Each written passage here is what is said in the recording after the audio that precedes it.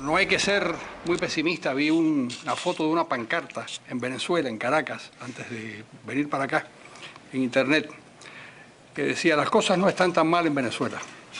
En Argentina manda la mujer de un muerto. En Corea manda el hijo de un muerto. En Cuba manda el hermano de un tipo que está medio muerto. Aquí ya directamente mandan los muertos.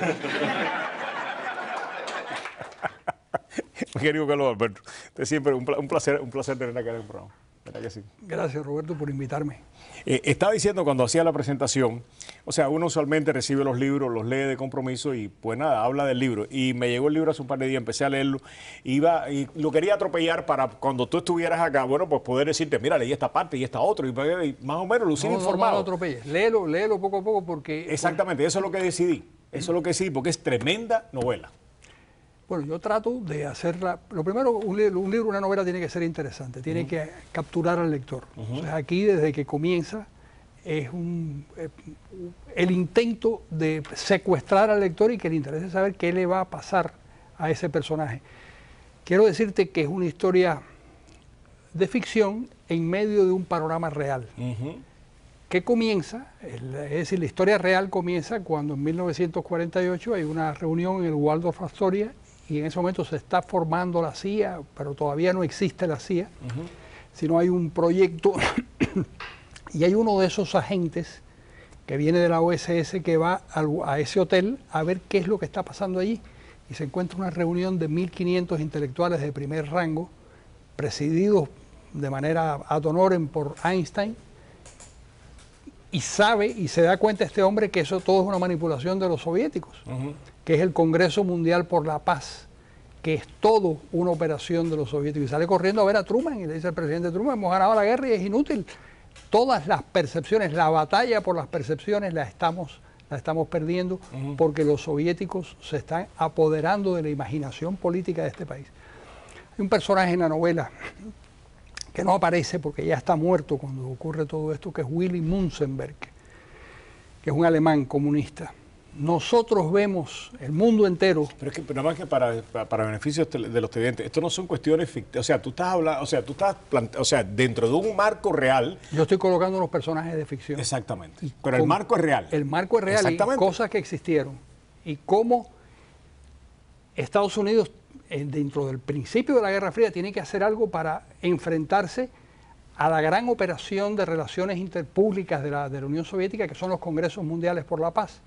Y ellos no saben cómo luchar contra eso, porque están luchando contra realmente la pedagogía política de un hombre al que asesinó a Stalin, pero que había sido amigo de Lenin, que es Willy Münzenberg, que es el tipo que crea el aparato propagandístico. El aparato propagandístico en el mundo entero. El hombre que, si nosotros seguimos hablando de Sacco y Vanzetti, fue porque Münzenberg lo puso en el radar. Si nosotros vimos de muchachos, yo lo vi de muchachos, el acorazado Potemkin, es porque Willy Münzenberg impulsó esa película.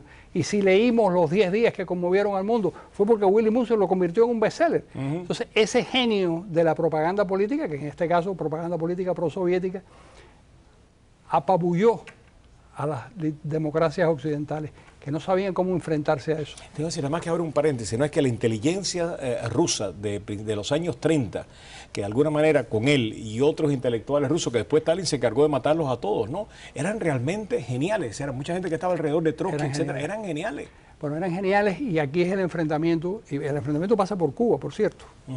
Hay un momento en el que, en el esfuerzo por tratar de enfrentarse a los soviéticos en estos, hay dos personas que van a Cuba a tratar de organizar a los intelectuales cubanos. ¿Y sabes quién es una de los cabezas que lucha contra los soviéticos? ¿Quién? Raúl Roa. Wow. Ahí aparece, y aparece también... ¿Esto es un hecho histórico? Es un hecho histórico. ¿Qué cosa? Además, te metes en el asesinato de Mella. En el asesinato de Mella porque el asesinato de Mella no es como lo cuenta oficialmente, pasó de otra manera, y tiene que ver con... Tina Modotti fue cómplice, no solo era la amante de Mella, era la amante del asesino de Mella, simultáneamente. Entonces, todo eso está contado, y está contado por medio de un personaje que que es un trotskista. Yo no te voy a, yo quiero que tú lo leas hasta el final, porque el final es sorprendente. Sí. Y es sorprendente y es real. El libro está dedicado a Joaquín Maurín, que fue una persona que yo estimé mucho, que fue un viejo trotskista español, que fue el fundador del Partido Obrero de Unificación Marxista. Estuvo 10 años preso en las cárceles de Franco, y Franco no sabía que él estaba preso, estaba con una documentación falsa. La historia es la historia de Casablanca, prácticamente. La mujer de él, durante la Guerra Civil y después durante la Segunda Guerra Mundial, se enamora, ella no sabe ella cree que su marido está muerto, que lo han matado los nacionales, y se enamora de un periodista alemán que tiene un pasaporte noruego, que es Willy Brandt. Y Willy Brandt, en un momento dado, saben ellos dos que Joaquín Maurín está vivo en una cárcel con un nombre cambiado. Wow. Y entonces ella... Esto es parte también de la trama. Bueno, no es parte de la trama, pero está... Es decir, Maurín aparece en la novela porque el gran esfuerzo contra Stalin viene de los trotskistas. Claro. Y son los que pasan por él. Exactamente. Julián Gorquín, por ejemplo, que es el hombre que utilizan en el mundo de habla hispana. Esto realmente es a nivel planetario y el esfuerzo lo dirige Arthur Koestler. Entonces es ese mundo maravilloso de los años 20, de los años 30, de la Guerra Civil Española, que fue un movimiento, fue un episodio básico en todo lo que tiene que ver con el desarrollo de la pugnacidad entre la Unión Soviética y Occidente, y en este caso los Estados Unidos. Está muy presente Atenas, porque en Atenas, es cuando los aliados entran en Atenas para liberar Atenas, tienen que fajarse a los tiros, por supuesto, con los comunistas. Con los comunistas, y con los nazis por una parte y con los comunistas por otra. Exacto. Y ahí comienza la Guerra Fría, prácticamente ahí en Atenas. En Atenas. Y también el asedio a Turquía. Yo creo que, además, es una novela de amor. Es una novela de amor y de amor es... Por eso en la cubierta del libro aparecen dos personas enmascaradas, porque son dos personas que uno cree que son una cosa y son otra. Y que forman... Tiempo de canalla. Tiempo el amor, de canallas. la traición y la muerte en la Guerra Fría. Claro. ¿Tú has encontrado que esta es la mejor manera de decir las cosas que tú tienes que decir? ¿Es más efectiva?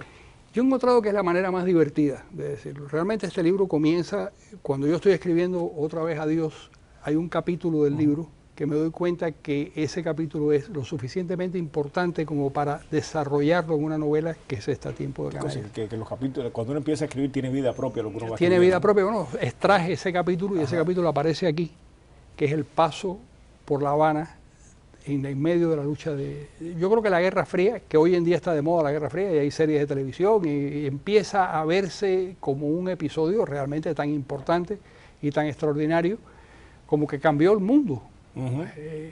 Nosotros hemos sido testigos de una de las cosas más estremecedoras del mundo, que fue la desaparición de la Unión Soviética, el colapso del comunismo, el fin del marxismo como una referencia teórica.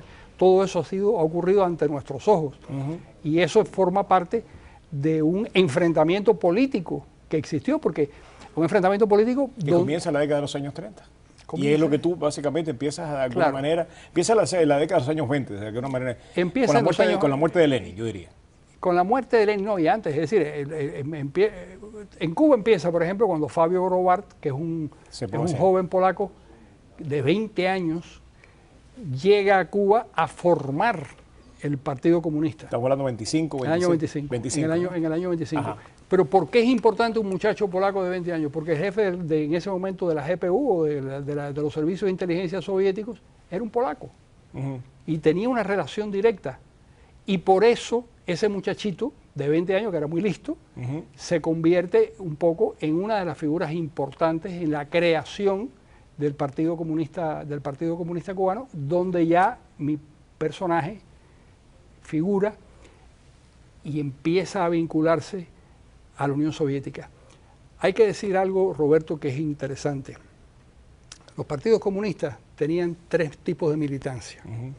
La militancia abierta, que era la de los que todos sabíamos que eran comunistas. La militancia secreta, que formaba parte de otros partidos y practicaban lo que llamaban el entrismo, entraban en el Partido Ortodoxo, en los demás partidos políticos, para penetrarlos desde dentro. Y había una tercera militancia que era la directamente del KGB. Es decir, los comunistas que se formaban en la Unión Soviética dentro del KGB, eso no los conocía nadie. Y esa gente era muy importante porque para la Unión Soviética cada partido comunista en el mundo no era otra cosa que un mecanismo de defensa de la Unión Soviética. Es decir, no era solidaridad con los hermanos, no. Era un escudo que había en Cuba o que había en México, que había en Argentina, organizado por la Unión Soviética para proteger a la madre patria. Ni siquiera era la visión troquista de la revolución permanente, ni crear otros frentes revolucionarios en el mundo, es lo que tú dices. Esa visión queda total y completamente contaminada con Stalin, y lo que terminan siendo los partidos comunistas eran escudos para tratar de proteger a Stalin y a la Unión Soviética, punto, ¿no? Eso era lo que era. Y este libro no narra. Ese libro lo cuenta, y cuenta una historia de amor, una historia un poco perversa. Hay un elemento ahí de sadomasoquismo, que yo creo que es interesante y que al final encuentra su sentido en el libro. Lo voy a leer. Carlos, muchísimas gracias, ¿verdad? Que es un verdadero placer. Y aquellos que les gusta, pues nada, la novela, van a disfrutarla como novela. Aquellos que les gusta la historia, la van a disfrutar como historia. Aquellos que quieren aprender, como yo, tienen que leerla despacio porque tiene cualquier cantidad de información dentro de un marco, como decía Carlos Alberto al principio, de un marco total y completamente histórico. Empieza esta trama que se desarrolla, que empieza en los años 20 y que tiene que ver con la Guerra Fría y cómo se van conformando algunos movimientos. Revela una cantidad de información de que a veces que nosotros nos imaginamos cosas, pero no la tenemos muy segura. El que le gusta el género, al que le gusta la historia, no se puede perder Tiempo de Canalla. Para mí, no digo que es una de las mejores novelas que por lo menos, pero lo que yo empecé a leer es una de las que más me gusta de la que tú has escrito. Ah, bueno, pues me alegro mucho. ¿Cómo que no? Muchísimas gracias. Carlos Alberto Montaner, Tiempo de Canalla. Muchas gracias a todos, a ti, y regresamos hablando de Tiempo de Canalla, ¿no? Nosotros cubanos estamos metidos en un Tiempo de Canalla hace ya 55 años, Dios mío. Alguien me preguntó, ¿es la biografía del Tiempo de Canalla? No. La nuestra. No, nuestra, no. Son otros canallas. Son otros canallas, pero que nos han estado rodeando todo el tiempo. René Gómez Manzano, regresamos con él.